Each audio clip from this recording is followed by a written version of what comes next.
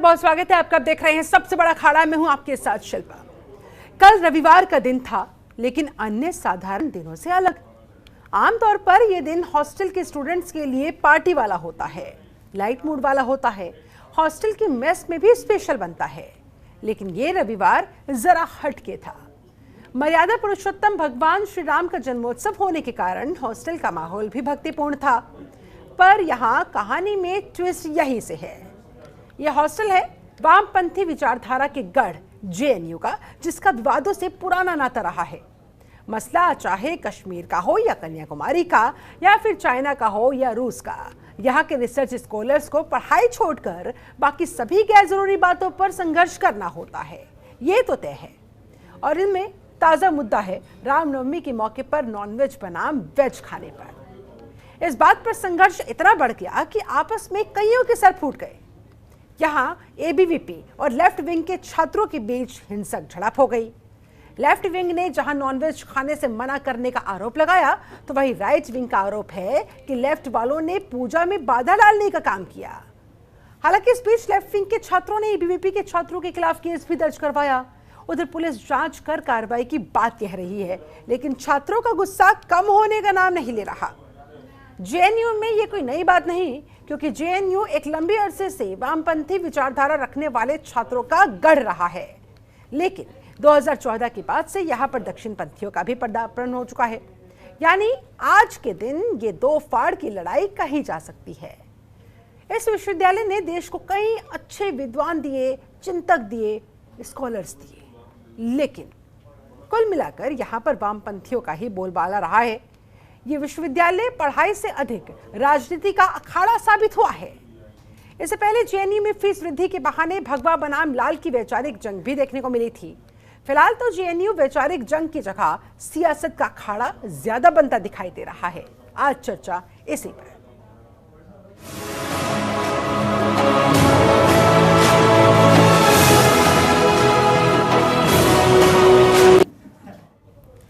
और जेएनयू में मचे इस बवाल के बाद बहुत सारे गंभीर सवाल खड़े होते हुए, मसलन जेएनयू में फिर बवाल, विचारधारा पर उठते सवाल।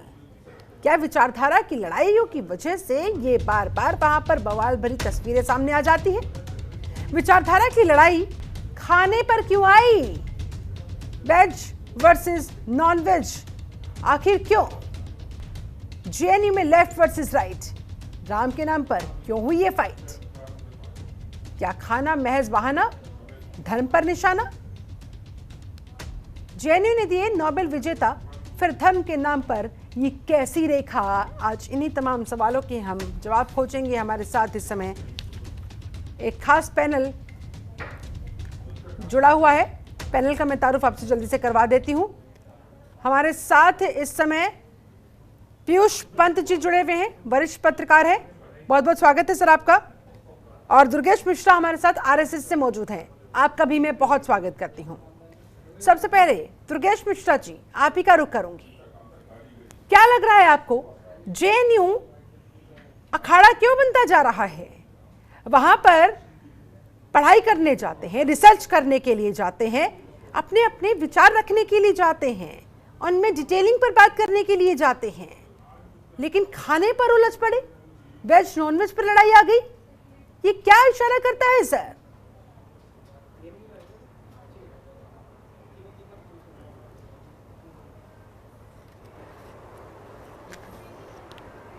देखिए, ऐसा है कि जेएनयू जो है, आप देश में बहुत सारी यूनिवर्सिटीज़ हैं और बहुत लब्ध प्रतिष्ठित यूनिवर्सिटीज़ हैं। जहाँ तक ये कहना कि विद्वान सिर्फ जेएनयू से नहीं निकलते हैं, ऐसा नहीं है। जेएनयू के अलावा भी बहुत जगहों से विद्वान और रिसर्च स्कॉलर्स निकलते हैं। लेकिन जेएनयू हमेशा चर्चा में रहता है हिंदू विरोधी कार्रवाइयों, राष्ट्र विरोधी कार्रवाइयों के लिए। एनआरसी और सीएए वाले मामलों के लिए चर्चा में रहता है, कभी जिन्ना के समर्थन में चर्चा में रहता है। और ये लड़ाई जो है, ये कोई खाने की लड़ाई नहीं है। और जैसे होता ना कि दो पक्ष होते हैं, कहीं पर भी दो पक्ष होते हैं, किसी देश में, किसी कथा में, किसी महाकाव्य में दो पक्ष होते हैं, तो दोनों पक्षों का एक गढ़ होता है जहां से उनकी लड़ाई ऑपरेट की जाती है। वैसे जेएनयू इस देश में वामपंथ का और देश विरोधी तत्वों का और धर्म विरोधी तत्वों का गढ़ बनता जा रहा है। तो सिर्फ मांस की बात नहीं है। आप एक बात समझिए कि एक व्यक्ति के द्वारा यह कहा जाना कि मांसाहार को हतोत्साहित किया जाना जीव हत्या को प्रतिबंधित किया जाना या कुछ समय के लिए ऐसी रिक्वेस्ट करना कि आज ना किया जाए, ये ज़्यादा मानवतापूर्ण है या फिर मांस खाने की जिद और जीव हत्या की जिद ज़्यादा महत्वपूर्ण है, ज़्यादा मानवतापूर्ण है? चलिए इसको भी थोड़ा किनारे कर लेते हैं, क्योंकि बहुत से लोग आ जाते हैं कि नहीं वो खाने की बात है, खाने पे कैसे बैन लगाया जा सकता है? क्यों नहीं लगाया जा सकता है? हमारी संस्कृति में कई चीज़ों पर खाने पर बैन लगाया गया है और सो कॉल्ड जिनके ये नेता बन रहे हैं उन लोगों ने भी खाने की चीज़ों पर, कई चीज़ों पर बैन लगाया है। उन्होंने कैटेगराइज कर रखा है कि संविधान अधिकार देता है अपनी पसंद का खाना खाने का, तो आप लोग कौन होते हैं इन्हें रोकने वाले? लेकिन हम हलाल खाएंगे। तो ये एक बहुत नेक टू नेक फाइट है और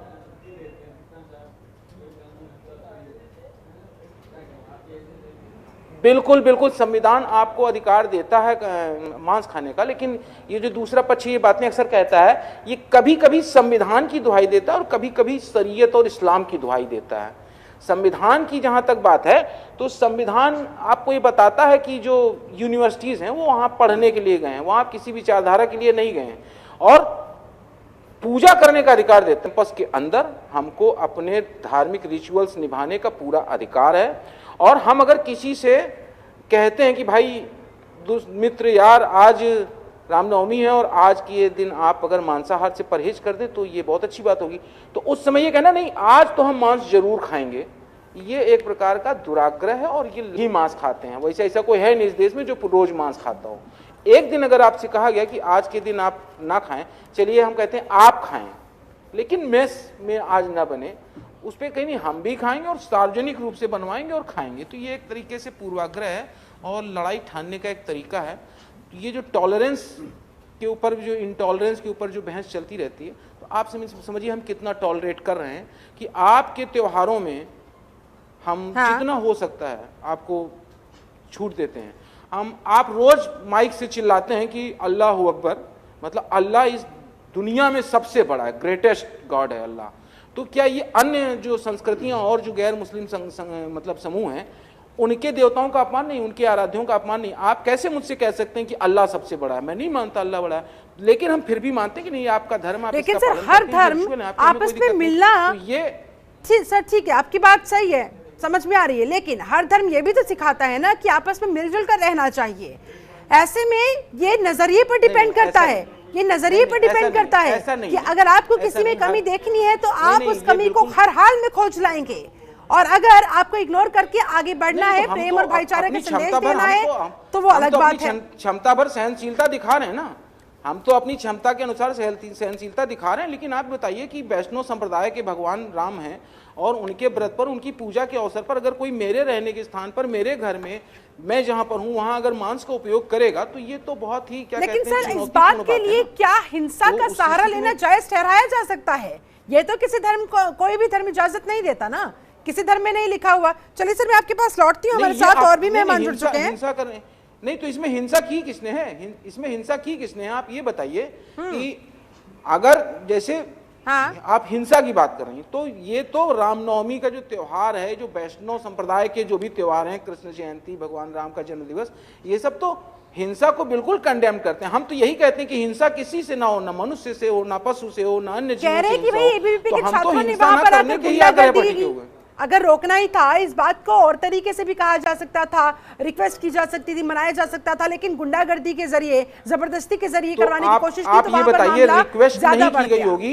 एक हफ्ते पहले से वहां पोस्टर लगवाए गए थे, एक हफ्ते पहले से वहां पोस्टर लगवाए गए थे और आग्रह किया गया होगा। आप ये बताइए क्या ऐसे मतलब बिना आग्रह के ऐसी परिस्थिति फिर क्यों आई? इसी पर तो हम चर्चा कर रहे हैं। हमारे साथ सीपीआई नेता विवेक श्रीवास्तव जी भी जुड़ गए हैं। विवेक जी, आप जेएनयू के अंदर ये जो बवाल मचा, ये जो खाने की लड़ाई धर्म पर आ गई, किस तरह से देख रहे हैं? आखिर ऐसी नौबत क्यों आन पड़ी वहां पर? और यहाँ पे दर्शकों को भी कि जब रशिया कम्युनिस्ट था तो की बड़ी तारीफें होती थी, और अमेरिका में भी उस टाइम में इंडिया की बड़ी तारीफें होती थी। और तारीफ किस बात पे होती थी? कहते थे साहब the most complicated, culturally complicated country in the world is India. इतनी जातियां, इतनी भाषाएं, इतने तरह के खाने, पहनावे, धर्म, उसके बाद भी ये सब इकट्ठे रहते हैं। फिर भी सब इकट्ठे रहते हैं। और हमने अपने स्कूल की पुस्तकों में पढ़ा था यूनिटी इन डाइवर्सिटी। अब यूनिटी इन डाइवर्सिटी जो होता है उसमें यूनिटी इन होमोजेनिटी नहीं होता। यानी कि एक समानता नहीं होती, आपको एक्सेप्ट करना पड़ेगा कि मेरा साउथ इंडियन मित्र जो हिंदू हो सकता है वो इडली डोसा खाता है, उसका भोजन अलग है, I have to tolerate it, he has to tolerate कि एक नॉर्थ इंडियन जो पंजाबी और शायद बटर चिकन खाना पसंद करता हो, तो ये टॉलरेंस हमको हमारे अंदर एक तो होनी चाहिए। दूसरी चीज क्या है, जब आप एक कॉम्प्लिकेटेड सोसाइटी होते हो, तो मैं तो इनके बीजेपी के लालकृष्ण आडवाणी जी की बात करूंगा, मैं तो कोट कर रहा हूं आज आडवाणी जी को, हालांकि मैं उनका समर्थक नहीं हूं। तो आडवाणी जी ने कहा था, it is such a complicated and a complex country, we can't allow individual communities and people to decide their likes and dislikes. तो आपको जो है, जो सार्वजनिक चीजें हैं जैसे मेस हो गया, हॉस्टल हो गया, होटल हो गए, इसके अंदर आप अपनी पर्सनल चॉइस से नहीं कर सकते ना कि साहब रोजा है, रमजान चलेगा 30 दिन, सारी शराब की दुकानें बंद करो। सिखों के धर्म में अगर आप सिगरेट या बीड़ी पीते हैं तो बड़ा बुरा माना जाता है, तो डज दैट मीन पंजाब के अंदर you want to ban all tobacco products?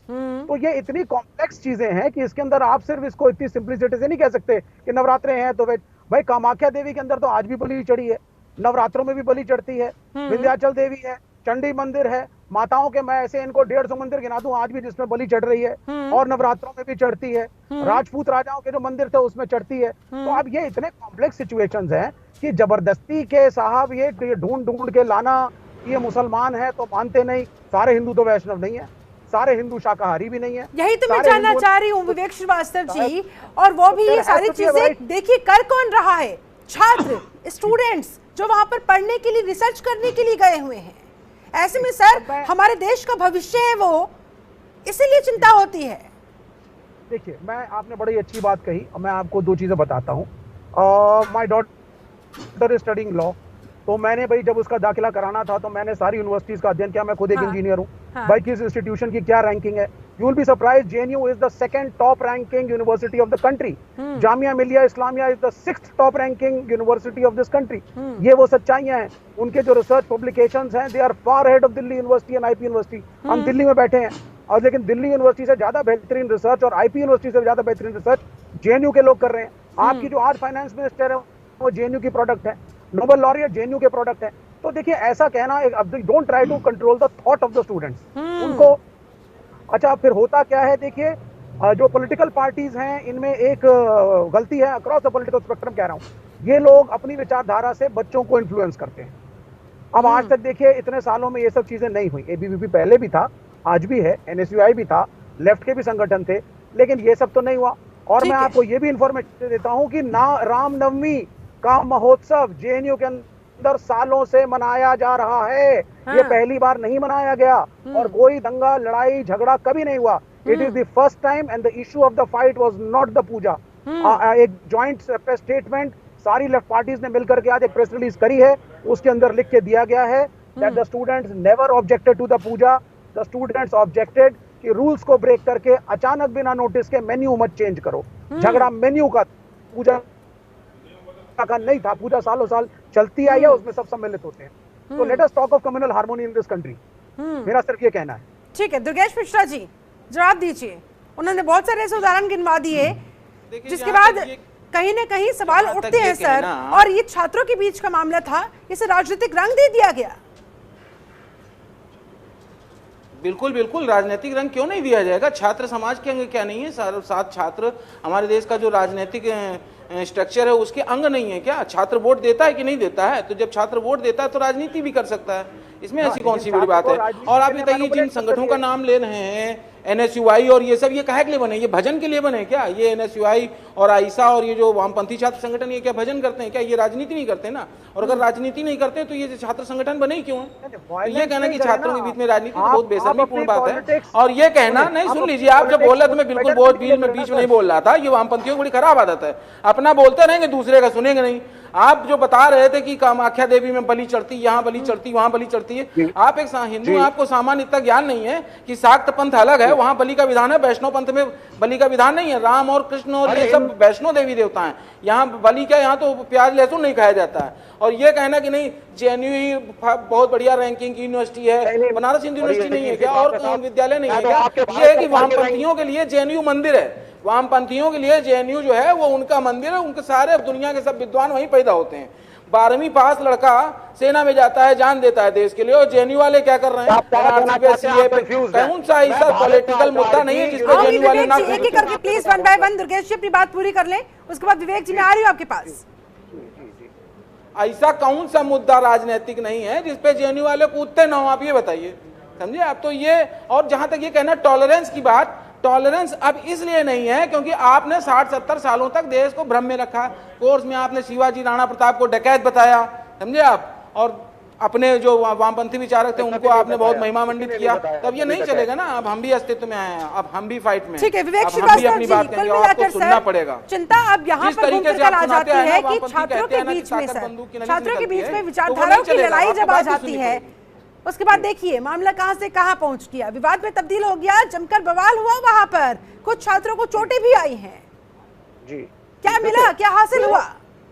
हाँ मैं बताता हूँ। अब देखिए जो छात्र राजनीति है वो आज से नहीं 1947 के बाद से चल रही है और चलनी भी चाहिए। चर्चा हो रही है ना, जो अब तक होता रहा, ये कहना लेकिन कि रामनवमी जमाने में मनाई जाती थी, कैसे रामनवमी मनाई जाती थी? इनकी एबीवीपी भी होती थी, मनाई जाती थी। इनके एबीवीपी के बहुत सारे, आप कहना चाहते हैं कि सालों से रामनवमी मनाई जा रही थी और वहाँ मेस में मांस बनता था। ठीक है, ऐसी रामनवमी हम नहीं मनाना चाहते। हम रामनवमी मनाएंगे, अपने धार्मिक रिचुअल्स के अनुसार मनाएंगे, और आपकी जीत है तो हमारी भी जीत है, आपकी जीत नहीं चलेगी हमें। लेकिन ये जिद क्या देश के संविधान को संकट में नहीं ला देती दुर्गेश मिश्रा जी?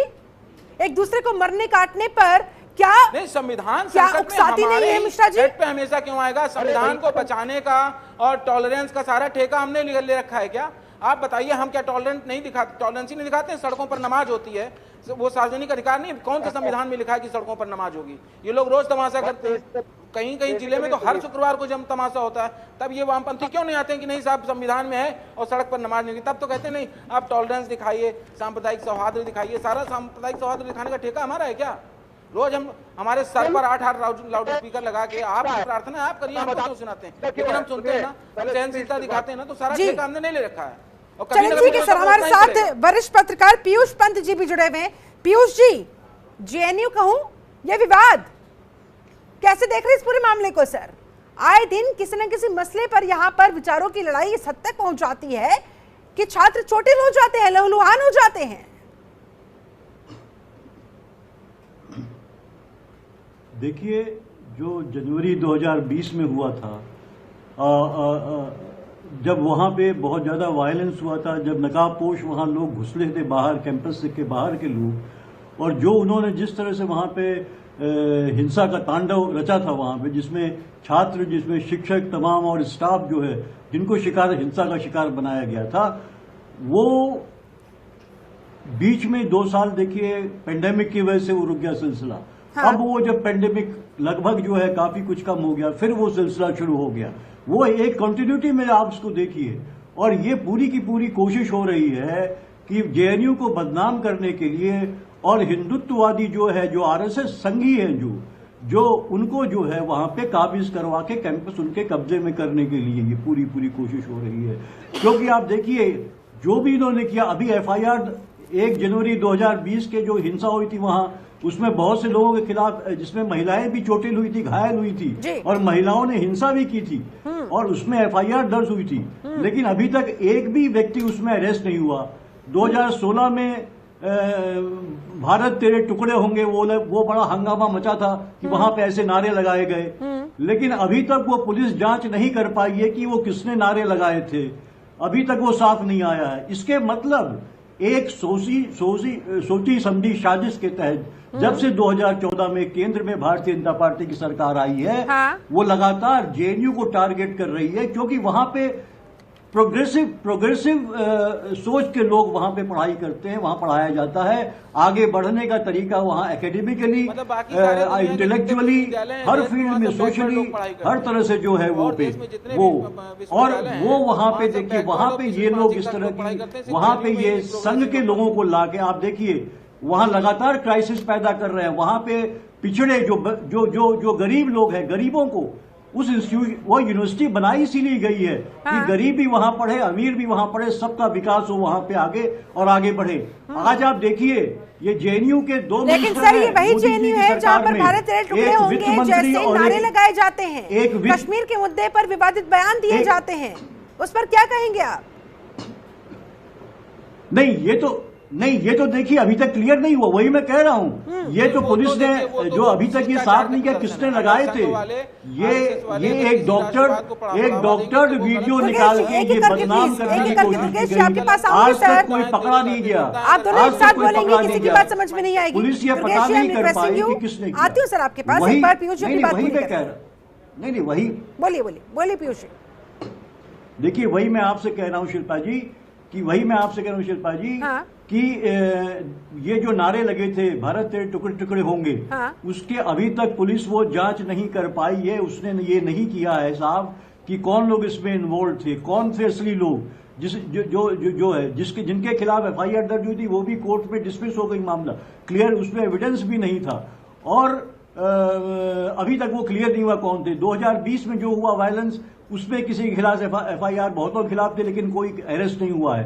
तो मैं ये कह रहा हूं कि लगातार कोशिश हो रही है कि जेएनयू को जो है पूरी तरीके से जो है दक्षिणपंथी विचारधारा के कब्जे में लेने की, और उसी प्रक्रिया में ये अब देखिए ये जो मामला है इसमें जो अभी कह रहे थे जो बीजेपी के प्रवक्ता जो मिश्रा जी जो बात कह रहे थे, तो देखिए संडे को हॉस्टल्स में ये मेन्यू होता है, मेन्यू में नॉन वेज सर्व किया जाता है। हाँ। वहां वो ये कह रहे थे कि उसी दिन क्यों किया गया, उसी दिन क्यों बनाया जा रहा था। हाँ। और मास लेवल पे बनाया जाता है, ऐसा नहीं है। हाँ। हॉस्टल में वेज और नॉन वेज दोनों ही मील दिए जाते हैं। हाँ। हर संडे को।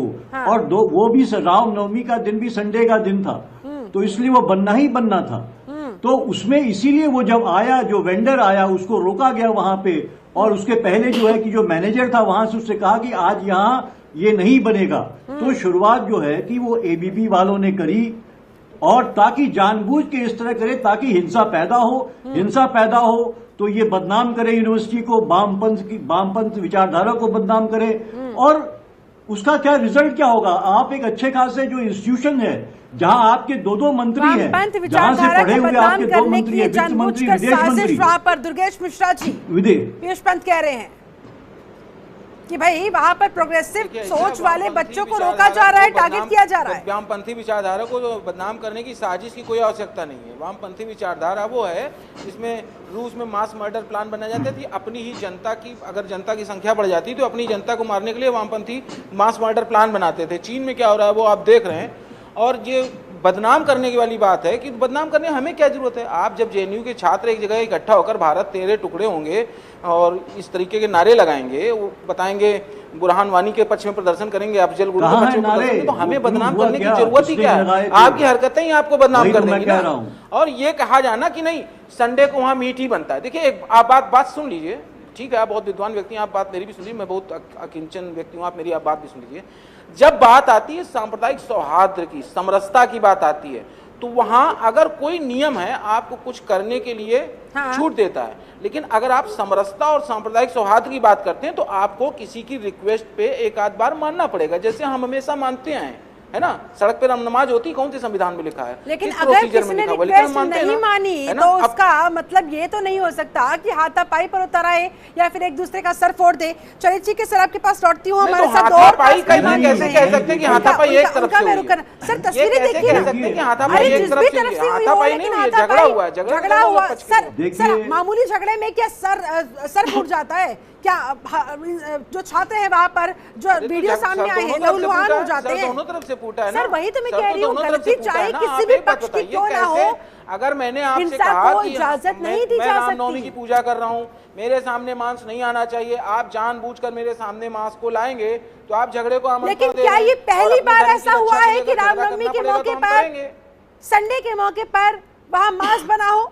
सालों साल दशकों से वो यूनिवर्सिटी वहां पर है। आते हैं ना साल में, रामनवमी तो एक दिन आती है ना, आप 52 संडे मीट खाते हैं ना, तो एक दिन संडे को आप ना खाते हैं। और ये इसी तरह से और भी तो मेहमान जुड़े हुए, जल्दी से मैं उनका अपनी बात ले लेती हूँ। हमारे साथ बीजेपी नेता आलोक वत्स जुड़ गए हैं, बहुत बहुत स्वागत है सर आपका। हमारे साथ कांग्रेस नेता विजय कौशिक जी भी जुड़ चुके हैं, आपका भी बहुत बहुत स्वागत करती हूँ। सबसे पहले आलोक जी, पीयूष पंत जी कह रहे हैं, वरिष्ठ पत्रकार है, कि भाई जेएनयू की प्रोग्रेसिव सोच है स्टूडेंट्स की, उसे टारगेट किया जा रहा है जब से आपकी सरकार आई है। देखिए, जेएनयू में जो होता है वो पूरे इंडिया के किसी भी यूनिवर्सिटी में नहीं होता है। अगर आप जेएनयू के अंदर कभी गई हैं या कभी जेएनयू के बारे में आपने जानने की कोशिश की है। मैं भी दिल्ली यूनिवर्सिटी का स्टूडेंट रहा हूँ 5 साल, और मैं यदा कदा कभी जेएनयू जाता था, तो वहाँ पर जिस तरीके का माहौल देखने को मिलता था, लगता ही नहीं था कि हम हिंदुस्तान के हैं। वो हिंदुस्तान से अलग एक दूसरा ही मुल्क और उसके पैटर्न पे झलता हुआ अंदर का माहौल है। हर चीज़ free, free sex, free word, जो भी मर्जी मुंह में बोल दो। पूरे देश ने सुना अफजल गुरु के बारे में, पूरे देश ने सुना भारत टुकड़े। तो ये क्या कह रहे हैं कि उसके ऊपर अभी तक आरोप सिद्ध नहीं हुआ है? अरे टेलीविजन पर पूरे देश ने देखा है जो लोग बोल रहे थे। प्रत्यक्षम किम प्रमाणम, इसकी क्या प्रमाण आपको चाहिए? देखा है? आपने प्रूफ कहाँ किया? प्रूफ जब देख लिया आप क्या कर रहे हैं, क्या बोल रहे हैं, तो हमको प्रूफ करने की क्या जरूरत है? जेएनयू का माहौल हिंदुस्तानी माहौल नहीं है। और जब पूरे देश में एक तरीके का ये चल रहा है कि साहब हम नवरात्रा के वक्त हम हिंदुओं के सेंटिमेंट्स का ध्यान रखेंगे, तो क्या जेएनयू को इसको ध्यान रखने में क्या दिक्कत थी? मैं भी आज तक हलाल मीट खाता आया हूँ, लेकिन मेरी अंतरात्मा ने अब कहा कि मैं हलाल मीट नहीं खाऊंगा, मैं झटका मीट ही खाऊंगा, क्योंकि मैंने बहुत कोशिश कर ली हिंदू अपने मुसलमान भाइयों को खिलाने के लिए हलाल मीट, किसी ने उसको छुआ तक नहीं। तो मैंने भी डिसाइड किया कि ठीक है, मैं भी नहीं खाऊंगा, मैं अब झटका मीट खाऊंगा। अंतरात्मा की आवाज पर तो बहुत कुछ कर लेते हैं लोग।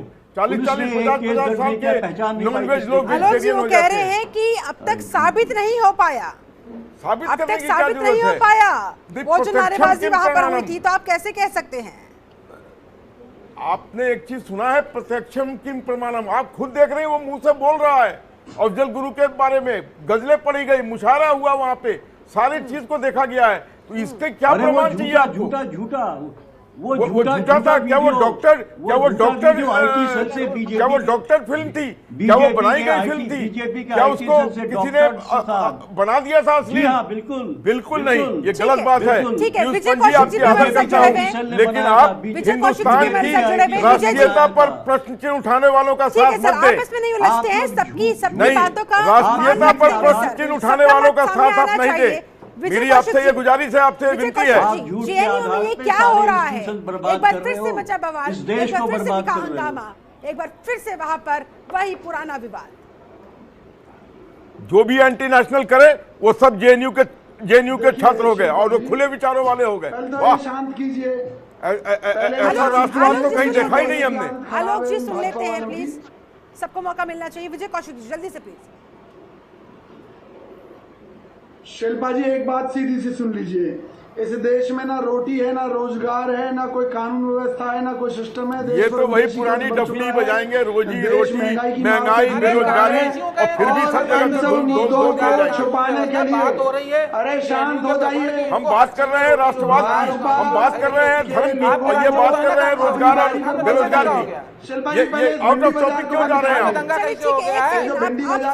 सभी को मैं रोकना चाहूंगी। कौशिक साहब आपके पास में लौटती हूँ सर, आपको पूरा प्रॉपर मैं समय दूंगी, लेकिन फिलहाल मेरी मजबूरी है मुझे यहाँ पर रुकना। विजय कौशिक जी, जैसा कि मैंने ब्रेक पर जाने से पहले कहा था, आपको कम समय मिला, अपनी बात पूरी कीजिए। आखिरकार ये जो धर्म के नाम पर खाई बनी हुई है और वो चौड़ी होती जा रही है, उसमें राजनीति का भी तड़का लगता हुआ दिखाई दे रहा है। ये हमारे देश को, हमारे देश के स्टूडेंट्स को, जेएनयू को कहां से कहां ले जाता हुआ सर?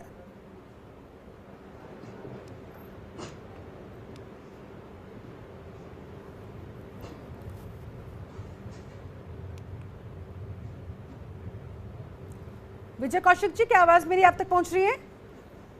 आवाज मुझे मिल रही है। हाँ सर, बोलिए बोलिए प्लीज, कंप्लीट। जो भाजपा की नीति है वो फूट डालो राज करो की नीति है। आज भाजपा सरकार लोगों को रोजगार नहीं दे पा रही, महंगाई पर कंट्रोल नहीं कर पा रही, अडानी अंबानी के खजाने भरती जा रही है, देश में हर तरफ हाहाकार है। उन सब मुद्दों को छुपाने के लिए हिंदू मुसलमान का जो मुद्दा है वो आज तैयार है। अब जहाँ तक नॉनवेज की बात है, इसे केवल मुसलमान ही तो नहीं खाते, हिंदुओं में कई वर्ग हैं जो नॉनवेज खाते हैं, लेकिन अब मसले को भी हिंदू मुसलमान बनाया जा रहा है। क्योंकि भाजपा सरकार चाहती है कि स्कूलों में, कॉलेजों में भी आज हिंदू मुसलमान का ही मुद्दा चलना चाहिए, ताकि बच्चे पढ़ाई की बात ना करें। क्यों? पढ़ेंगे लिखेंगे तो रोजगार की बात करेंगे, पढ़ेंगे तो देश के विकास की बात करेंगे। आज जेएनयू को भाजपा के नेता ऐसे घोषित करने में लगे हैं जैसे देश विरोधी गतिविधियों का वो अड्डा है। तो मैं तो ये कहता हूँ अगर वो अड्डा है तो सरकार बंद कर दे भाई। अगर ये अपने आप को राष्ट्रवादी सरकार कहती है और जेएनयू को देशद्रोहियों का अड्डा कहती है तो बंद कर दीजिए। ठीक है। लेकिन ये जनता में भ्रम फैलाकर उनको इस तरह की उनकी छवि बनाकर उनको क्यों मरवाना चाहती है भाई को भाई के हाथों भारतीय जनता पार्टी? मेरा सवाल है भाजपा से। आलोक वैसे जवाब देंगे। का मंदिर है आलोक जी, अगर आपको वो एक अलग ही मुल्क नजर आता है, अलग ही विचारधारा वहां के लोगों की, जो हिंदुस्तानी विरोधी आप लोग मानते हैं, जैसा कि कौशिक साहब कह रहे हैं, बंद करवा दीजिए जेएनयू को। और क्या हाल है बताइए ना। ठीक है, आपके सवाल आ गए सर, जवाब दे रहे हैं आलोक। शिल्पा जी, हम लोकतंत्र में जीते हैं। ये पहला मुल्क है जहां आप प्रधानमंत्री को भी गाली दे सकते हैं, ये आपकी स्वतंत्रता है। नहीं सारे लेकिन इसमें कोई दो मत नहीं है कि जेएनयू का कल्चर हिंदुस्तानी कल्चर से कहीं से भी मैच नहीं करता है। वहां जाने के बाद लोग एक दूसरे ही लक्ष्य में ढल जाते हैं, उनका नजरिया अलग हो जाता है। आप 2005 से लेकर 2020 तक की सारी घटनाएं देखें, वहां पर समय समय पर उन्होंने सारे जो चीजें विवेक जी आपके पास वो सब एंटी नेशनल चीजें की हैं। माँ दुर्गा के बारे में उन्होंने उल्टा सुल्टा लिख के पर्चे बांटे। अफजल गुरु के तीसरी बरसी पर उन्होंने वहां पर जश्न मनाया। उसके बाद सेना के जब नक्सली 76 जवान मारे गए थे तो उस पर उन्होंने जश्न मनाया। तो वहां हर इस तरीके की पीएम जब पहुंचे थे वहां पे 2005 में, तो ईरान पर जब उन्होंने बैन का समर्थन किया था उसका विरोध कर दिया। तो वहां जितनी भी गतिविधियां अभी तक हुई हैं जिस पर उन्होंने जश्न मनाया है वो सब एंटी नेशनल रही हैं। लेकिन चूंकि ये लोकतंत्र है, यहाँ पर किसी का मुंह हम बंद नहीं कर सकते, लेकिन उनको सबक तो जरूर सिखा सकते हैं। तो क्या सबक ऐसे सिखाया जाता है सर? तो हमने थोड़ी ऐसे गुंडागर्दी करके वो खुद आरोप है कि एबीवीपी के कार्यकर्ताओं ने वहां पर स्टूडेंट्स ने हंगामा किया, गुंडागर्दी की, जबरदस्ती वहां पर धमकाया डराया। हम इन चीजों पर विरोध प्रकट कर सकते हैं। मारपीट करने कोई नहीं गया था, उन्होंने हाथापाई चालू की जिस पर मारपीट हुआ है। आप फुटेज देखिए कि किस तरफ से पहल हुई है, तब बात कीजिएगा, ऐसे आप मत कहिए। नहीं, आरोप, दरअसल मैं आरोपों पर बात कर रही हूँ सर। आप मुझे एक चीज वीडियो जो सामने आए हैं, दोनों पक्ष एक दूसरे पर आरोप लगा रहे हैं। आप मुझे एक चीज बताइए, क्या आपने वहां पर अफजल गुरु के समर्थन में नारे लगते सुने थे या नहीं सुने थे? क्या आपने वहां पर अफजल गुरु के तीसरी बरसगांठ पर, वहां पर तीसरी बरसी पर वहां पर जश्न का माहौल देखा था या नहीं देखा था? ये सारी चीजें क्या नेशनलिस्ट लोग कर सकते हैं? जो एंटी नेशनल है वही ये सब काम कर सकता है। विवेक श्रीवास्तव कह रहे हैं कि फिर जेएनयू पर, वहां के मसलों पर सवाल फिर कैसे ना खड़े किए जाएं? हाँ, बहुत अच्छी बात है। मैं आपको शिल्पा जी, मैं पहली बार जनता तंत्र टीवी पे आया हूँ आज आपके चैनल पर, और आज because of the JNU issue आज बहुत ही ज्यादा एक डिफिकल्ट शेड्यूल था मेरा, और मैं कार में ट्रैवल कर रहा हूँ। लेकिन आपकी डिबेट बहुत बेहतरीन है, और मैं इसको सुन के, अगर आप किसी डिबेट में पार्टिसिपेट ना करके अगर आप उसको सुन के भी आनंद उठाते हैं तो सही में डिबेट की क्वालिटी हाई क्लास है। You are indeed having a very high class debate here and you are conducting it very well. My compliments. तो अब दूसरी बात यह है, दूसरी बात ये मैं कहना चाहूंगा कि जो ये साहब बात कर रहे हैं Alok ji, we need to be progressive. आप एक तरफ कहते हैं कि आपकी एक बहुत पुरानी संस्कृति है, लेकिन संस्कृति प्रोग्रेसिव होनी चाहिए। साइंस को दर्जा दीजिए, मैथ्स को रेस्पेक्ट दीजिए, इंजीनियरिंग, मेडिकल साइंस, इनको रेस्पेक्ट देनी आपको आनी चाहिए। धर्म अपनी जगह पे होता है। धर्म को सार्वजनिक और सोशल लाइफ में और पॉलिटिकल लाइफ में क्यों लाना चाहते हैं आप? मेरा ये आपसे प्रश्न है। जेएनयू में जो वामपंथी विचारधारा है, हमारे यहाँ भी सभी हिंदू होते हैं, घरों में पूजाएं होती हैं, लेकिन at the same time we don't want to drag it in the political and public life. आप राम की पूजा रोज करें, आप दिन भर करें, आप अध्यात्म करें, लेकिन उसका डंका क्यों पीटना? त्रिशूल लेकर के जय श्री राम बोल करके लोगों को चैलेंज क्यों करना? मस्जिदों के बाहर खड़े होकर के नौटंकी क्यों करना?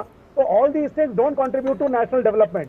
जेएनयू की सेकंड रैंकिंग भारत सरकार ने बोला है कि बेहतरीन रिसर्च है उसका, हमें उनकी रेस्पेक्ट करनी चाहिए, वहां के स्कॉलर्स की। ये थोड़ी ना उनको बंद करा दें। जामिया जिसके अंदर लाठीचार्ज हुआ, उनको वो छठी रैंकिंग है हमारे देश में टॉप मोस्ट यूनिवर्सिटीज में, तो क्या हमें इनके स्कॉलर्स की, स्टूडेंट की रेस्पेक्ट नहीं करनी चाहिए? करनी चाहिए। लेकिन आप क्या कह रहे हैं, वहाँ फ्री सेक्स होता है, वहाँ पे साहब ऐसा होता है। अब आप, you are not suppose to dictate adult how their sex life should B.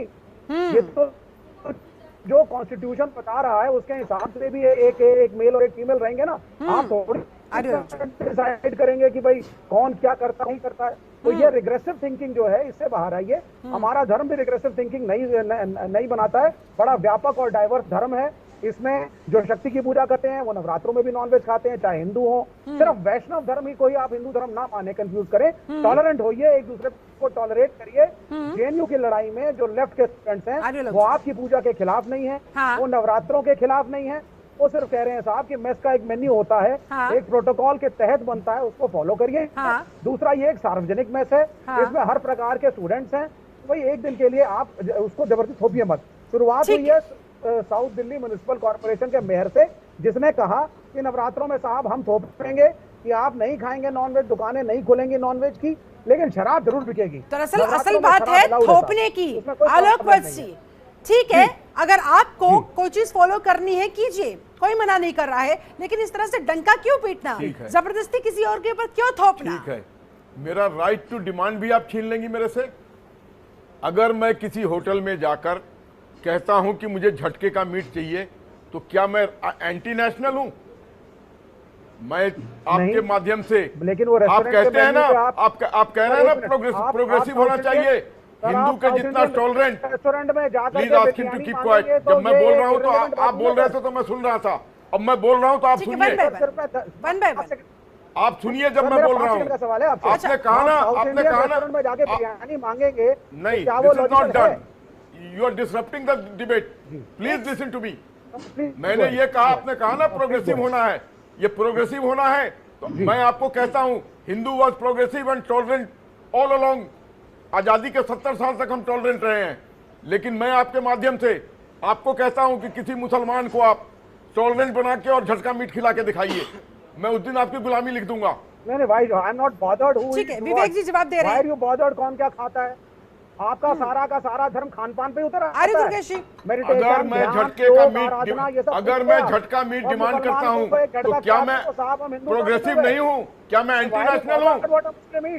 क्या बात कर रहे हैं आप? No, why should a Muslim be bothered? आप भाई एक मुसलमान को क्या लेना देना? सेक्युलरिज्म की बात मत कीजिए। अगर सेक्युलरिज्म की बात करते हैं तो सही से आइए। श्रीवास्तव कह रहे हैं कि भाई हिंदू क्या खा रहे हैं, मुसलमान क्या खा रहे हैं, उन्हें आपस में क्या लेना देना, जिसका जो माना है वो खा सकता है ना, एक दूसरे पर जबरदस्ती किस बात की? जब हमारी भावनाओं का आप ध्यान रखेंगे तो आप संडे को मीट सर्व नहीं करेंगे, क्योंकि नवरात्रा है और नवरात्रा में पूरे देश में कहीं मीट नहीं सर्व हो रहा है। तो ये जेएनयू क्या स्पेशल जगह है?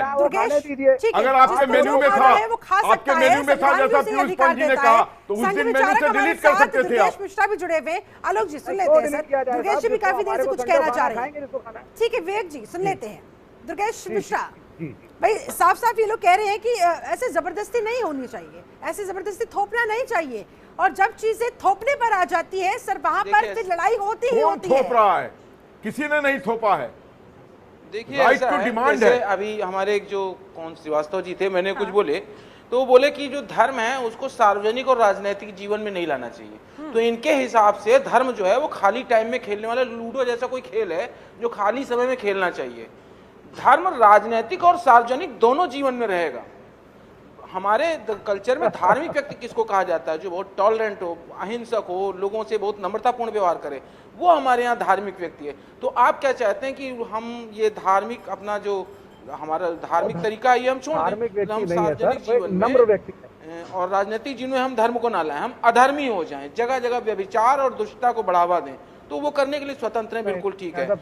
जीवन में धर्म का विशेष महत्व, अगर जीवन में धर्म नहीं रह जाएगा तो सब कुछ अधर्मी हो जाएगा। आप समझिए कि आज से 200-300 साल पहले व्यक्ति अपराध करता था, बच्चा अपराध करता था तो माँ बाप कहते थे कि ईश्वर देख रहा है, तो ये भावना रहती कि ईश्वर देख रहा है, तो अगर कोई भी नहीं देख रहा, ईश्वर देख रहा है, तो हमको अपराध नहीं करना है, हमको डकैती नहीं डालनी, हमको रेप नहीं करना है। आज क्या है, आप कानून कह रहे हैं कि पुलिस देख रही है, इन्फोर्समेंट एजेंसीज देख रही, लॉ मेकिंग एजेंसीज देख रही हैं, लेकिन आदमी उनसे नहीं डरता, क्योंकि जानता है जब तक पकड़े नहीं जाए तब तक अपराध नहीं। दूसरी बात इन्होंने कहा, जो तीनों विचारक थे, जो वामपंथी विचारक, इन्होंने एक बात कही कि हिंदू मीट खाता है। ये कई लोगों ने कहा हिंदू मीट खाता है, ठीक है।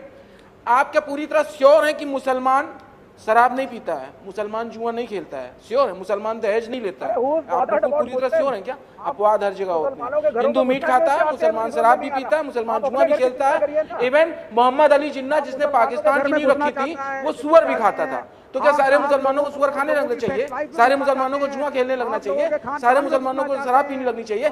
या घर में बार खोल लेना चाहिए? या घर में जुआ खाना खोल लेना चाहिए? तो आप ये ना बताइए कि कोई हिंदू मीट खाता है तो नहीं, वो सब हिंदू खाते हैं और सब उसको स्वीकार करेंगे। नहीं स्वीकार करेंगे। कुछ मुसलमान शराब पीते तो क्या हर मुसलमान के घर में शराब पीने लगेंगे लोग? क्या किस तरीके का कुतर्क करते हैं ये लोग बैठकर यहाँ पर? दुर्गेश मिश्रा जी, क्या कोई धर्म विशेष का व्यक्ति अगर कोई चीज आपसे रिक्वेस्ट करे, इस तरह की कोई डिमांड आपसे रखे, तो क्या आप उसे एक्नॉलेज करेंगे, उसे एक्सेप्ट करेंगे? हम मान रहे हैं, हम 70 साल से मान रहे हैं। हमारे सर पर 5-5 भोंपू बजता है सुबह शाम 5 बजे, सुबह शाम 5 बार बजता है भोंपू। हम मानते नहीं है क्या? हमको सड़क से एम्बुलेंस से किसी को ले जाना, हमारे घर में कोई मरने वाला बीमार है, सड़क पर नमाज हो रही है, हम नहीं मानते हैं क्या? मुहर्रम में सैकड़ों लोगों का जुलूस निकलता है, खुलेआम तलवारें लेके निकलता है, छुरे लेके निकलता है, अपने मारता है, खून फैलाता है, दहशत फैलाता है, हम टॉलरेट नहीं करते हैं क्या? हम तो बिना कहे करते हैं। विजय कौशिक जी भी हमारे साथ जुड़े हुए हैं। विजय कौशिक साहब देते क्या? और अगर नहीं देंगे, हमेशा इन्हीं की बातें मनवाएंगे तो हम नहीं मानेंगे। टॉलरेट ठीक है। अब यहाँ पर टॉलरेंस और इनटॉलरेंस की बात आ गई है, सहिष्णुता और असहिष्णुता की बात आ गई है। क्या आपको भी यही लगता है कि मूल मसला बिल्कुल यही है? बात असहिष्णुता और सहिष्णुता की ही है। हमने एक दिन कहा कि 52 रविवार आते हैं, आप मीट खाइए, कोई दिक्कत नहीं। हमने एक दिन कहा कि आज मत खाइए भाई, लेकिन आप खाएंगे। विजय जी को सुन लेते हैं, खाएंगे तो एक करके 1 by 1 हम विरोध करेंगे। ठीक है, विजय कौशिक, आवाज पहुंच रही है मेरी आप तक? जी बोलिए सर। मैं ये कहना चाहता हूँ, भाजपा का मुख्य एजेंडा केवल यही है, हाँ। देश में हिंदू मुस्लिम का राग अलापना है, ताकि धर्म की अफीम चढ़ाकर लोगों को पाकिस्तान और भारत का बंटवारा हुआ था क्या? भाजपा ने किया था क्या? कांग्रेस ने किया था ना? हिंदू मुस्लिम के आधार पर तो बंटवारा किया था। भाजपा प्रवक्ता आपने हिंदू मुस्लिम के नाम पर देश के 3 टुकड़े किए, तो बचाना चाहते हैं। आराम से सर, आराम से, उत्तेजित अभी मत हो। भाजपा प्रवक्ता ने एक बात कही थी, आपके पास कोई और बात है कि भाजपा देश को अभी हिंदू मुस्लिम के नाम पर अभी भाजपा प्रवक्ता ने बात कही आपने तो थी, 3 टुकड़े किए हैं देश के हिंदू मुस्लिम के नाम पर। ठीक है। कुल मिलाकर आलोक बस यही कि बीजेपी हमेशा यही करती आई है और एबीवीपी ने भी यही किया, हिंदू मुसलमान, और इस बार छात्रों के बीच जेएनयू के अंदर। मैं आपके माध्यम से एक चीज पूछना चाहता अभी ये जो भाजपा हूँ, प्रवक्ता ये ने जो एक बात कही थी, अजान में जो लाउड स्पीकर बजता है, आप पहले मेरी बात सुनिए विजय कौशिक जी। जो अजान में ये लाउड स्पीकर बजता है, सवाल है भाजपा से, पूछिए। 1800 आलोक जी, जब सर सवाल भी सुनना चाहिए, आप लोग सत्ता में है, सरकार में है, जरा सवाल सुनिए, पूछिए कौशिक साहब। इनका सवाल बेरोजगारी, महंगाई, इसके ऊपर ये जा ही नहीं सुनते हैं सर। ये कह रहे थे कि जेएनयू देशद्रोहियों का अड्डा बन गया है, लेकिन लोकतंत्र की वजह से हम मजबूर हैं। हाँ। भारत के कौन से लोकतंत्र में लिखा हुआ है हाँ। कि अगर जेएनयू में देशद्रोही है तो उनके खिलाफ कार्रवाई ना कीजिए? जवाब आलोक कौन से संविधान में लिखा हुआ है कि जेएनयू चाइना के एजेंट हैं, पाकिस्तान के एजेंट हैं, तो उसके खिलाफ कार्रवाई ना कीजिए? ठीक है कौशिक साहब, उनके खिलाफ एफआईआर दर्ज हो चुके हैं और उनके खिलाफ कार्रवाई चल रही है, ये आप मत भूलें। और दूसरी चीज जो आज ये अजान का मसला है, जो ये 5 टाइम ये भोंपू बजाते हैं, तो मैं ये पूछना चाहता हूँ कि 1825 में इजाद हुआ था लाउड स्पीकर का, क्या उसके पहले अल्लाह नहीं सुनते थे? क्या उसके पहले अल्लाह बहरे थे? ये 1825 के बाद जब इसका इजाद हुआ लाउड स्पीकर का, उसी के बाद अल्लाह को सुनाई देने लगा आपका अजान। चलिए ठीक है, विवेक जी जवाब देना चाह रहे हैं। आलोक जी जैसा आपने सवाल पूछा सर, तो आप भी चाहेंगे ना जवाब मिले इसका? डेसिमल में बजाइए और लोगों को तंग करना बंद कीजिए। विवेक श्रीवास्तव, बच्चों पे पढ़ाई, बूढ़ों का नींद। ठीक है आलोक जी, सुनते हैं ना, सुनते हैं। विवेक जी जवाब दे रहे हैं, बोलिए सर। मेरे 2 पॉइंट है। हाँ। पहली चीज ये कि इस देश का बंटाधार करने में अपर कास्ट हिंदू, जिसमें मैं भी हूं, हमारी कम्युनिटी का सबसे बड़ा हाथ है। 1947 के बाद से अब तक थोड़ा यहाँ लगा जो है, हम upper caste Hindu 90% IAS, 90% IPS, 90% जज, 90% स्कूल टीचर, 90% पुलिस के कांस्टेबल्स, 90% रेलवे टिकट चेकर हम ही थे। और दलित कम्युनिटी के लोग तो बड़े बाद में अभी आए हैं। तो हमें लोगों ने भ्रष्टाचार करके हर महकमे में अपने देश को बर्बाद किया और आज हम जो है राष्ट्रवाद मेरा भारत महान और मुसलमानों को विक्टिमाइज करके भ्रष्टाचार की गणना तो आपने बढ़ाई है। भाई आप 4,093 और इस पर आ गए कि भैया अपर कास्ट और लोअर कास्ट अभी भी चुना हुआ है। आखिरी कमेंट चाहूंगी आप सभी लोगों से जल्दी। सबसे पहले पीयूष पंत जी, फाइनल कमेंट आपका सर। जेएनयू का विवाद भविष्य की किस तस्वीर की तरफ इशारा करते हुए नजर आ रहा है सर? कहां जा रहा है हमारा देश? पीयूष पंत जी। आवाज नहीं जा रही। पीयूष जी मेरी पॉइंट 1 मिनट बोल लूं अपना। पीयूष जी मेरी आवाज अब तक पहुंच रही है सर? पॉइंट रह गया। ठीक है, विवेक श्रीवास्तव फाइनल कमेंट भी दीजिएगा सर। जी, मेरा जो दूसरा पॉइंट जो इन्होंने पूछा था कि साहब आजान को लेकर के कि लाउड स्पीकर बजता है, तो मैं आपको बता देता हूं सर 1940 से आज तक ये तो बहुत बाद में रूल बना कि 10 बजे रात से लेकर के 6 बजे सुबह तक कुछ ना करिए। उसके पहले यकीन मानिए भागवत कथा, नवरात्रों के कीर्तन, माता का जागरण, भागवत कथा, अंट पंट धर्म गुरुओं की कथाएं, टेंट लगाना, रोडों को घेरना, ये हम हिंदू भाई करते आए हैं। मेरा भारत महान, भारत माता की जय। समझे? अच्छा ठीक है सर, अब कंक्लूजन पर आते हैं। विवेक श्रीवास्तव जल्दी से 10 seconds you are having। Sir क्या कंक्लूजन नजर आता है सर? हम तो भारत माता की जय ही कहेंगे, आप पाकिस्तान क्या समाधान नजर आता है सर? सबसे पहले समाधान है कि हिंदू अपने हम तो भारत माता की जय ही कहेंगे, खुल के कहेंगे। आप बना लीजिए पाकिस्तान को अपना बाप, हमें कोई दिक्कत नहीं है। आप निरीक्षण करें, दूसरों के घरों में ना झांके। आप सुधारिए, आप जैसे लोग खुद को सुधारिए, दूसरों से उम्मीद ना करिए। लड़कियों के मिनिस्टर को क्वेश्चन ना करें, लोगों की सेक्स लाइफ को क्वेश्चन ना करें, अपने को सुधारो, देश अपने आप आगे बढ़ जाएगा। ठीक है विवेक जी, आलोक बस फाइनल कमेंट आपका। किसी के साथ जबरदस्ती मत कीजिए, ये सब एडल्ट्स हैं, ये सब बड़े हैं जो वोट कर सकते हैं, वो अपने भले बुरे की समझ भी रखते हैं। शिल्पा जी, हम किसी के साथ जबरदस्ती नहीं करते हैं, लेकिन हम अपने धर्म पर अड़े रहेंगे और हमारा धर्म जो सिखाता है सही सुनता, आपस में भाईचारा एकता बनाए रखेंगे। लेकिन हमको जो पसंद है हम वही खाएंगे, हम दूसरे के जबरदस्ती किए हुए नहीं खाएंगे। अब अगर इस देश में एक लहर चल चुकी है कि हिंदू झटका मीट खाएगा, तो हिंदू को झटका मीट मिलना चाहिए। हम राष्ट्रभक्त लोग हैं, भारत माता की जय कहते रहेंगे, गौ माता को अपना माता मानते रहेंगे और हिंदुस्तान के लिए अपनी जान निछावर करने को हर वक्त तैयार रहेंगे। ठीक है, दुर्गेश मिश्रा फाइनल कमेंट आपका, क्या समाधान नजर आता है सर? कंक्लूजन क्या है? कमेंट है कि हमारा धर्म जो है सर्वे संतु सर्वे सुखना सर्वे भवन्तु सुखिना की बात करता है। हमें किसी के धर्माचरण पर, उनके अपने रिचुअल्स निभाने पर कोई दिक्कत नहीं है, लेकिन अगर कोई हमारे रिचुअल्स में खलल पैदा करेगा और वो सोच के चलेगा कि ये 70 साल से चला रहा पुराना भारत है, तो अब नहीं है, अब विरोध भी होगा और कड़ा प्रतिरोध होगा अगर ऐसी बातें की जाएंगी हमारे खिलाफ। लेकिन सर ये नफरत हमारे देश को फिर कहां से कहां ले जाएगी? विजय कौशिक साहब फाइनल कमेंट आपका जल्दी से सर। ये हमारी ठेकेदारी नहीं कि नफरत एक ही तरफ से या दो तरफ से होगी। 70 साल में क्या किया इन लोगों ने? हमने बहुत सह लिया, अब ज्यादा नहीं सह। भ्रष्टाचार उनका भी स्वीकार है, हमारा भी स्वीकार है। अगर बदमाशी करेंगे तो उनका बदमाशी। शिल्पा जी बोलिए सर, जल्दी से बोलिए। भाजपा जो अपने आप को हिंदुओं की हितैषी कहती है, हिंदुओं की दुश्मन है, क्योंकि आज प्रदूषण से हिंदू मर रहा है, बेरोजगारी से हिंदू मर रहा है, ठीक है, कानून व्यवस्था के कारण हिंदू मर रहा है, वो इन्हें दिखाई नहीं देता। चलिए ठीक है, फिलहाल बहुत बहुत मेरे पास समय बचा इतना, बहुत बहुत शुक्रिया आप सभी खास मेहमानों का मेरे साथ चर्चा में जुड़ने के लिए, समय निकालने के लिए बहुत बहुत शुक्रिया, बहुत बहुत धन्यवाद। कुल मिलाकर जेएनयू के अंदर ये जो पूरा बवाल मचा, जो खाने को लेकर, खाना तो महज बहाना था, धर्म को जो निशाने पर लिया गया, आखिरकार ये किसकी साजिश है, क्लियर होना चाहिए। क्योंकि हमारे देश में सारे धर्म एक समान है, कोई भी धर्म एक दूसरे से बैर करना, नफरत करना नहीं सिखाता। लेकिन अगर फिर भी कोई ये जहर दिलों में भर रहा है तो रिकॉग्नाइज होना चाहिए, उसका पर्दाफाश होना चाहिए। फिलहाल मेरे साथ इस चर्चा में जुड़ने के लिए आप सभी का बहुत शुक्रिया। बने रहे जनतंत्र टीवी के साथ। नमस्कार।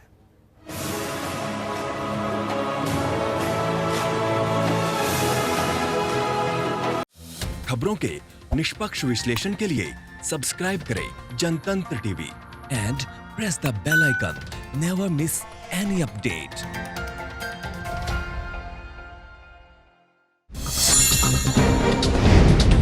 डाउनलोड कीजिए जनतंत्र टीवी ऐप को, जो कि अवेलेबल है गूगल प्ले और ऐप स्टोर पर। अधिक जानकारी के लिए अभी डाउनलोड करें।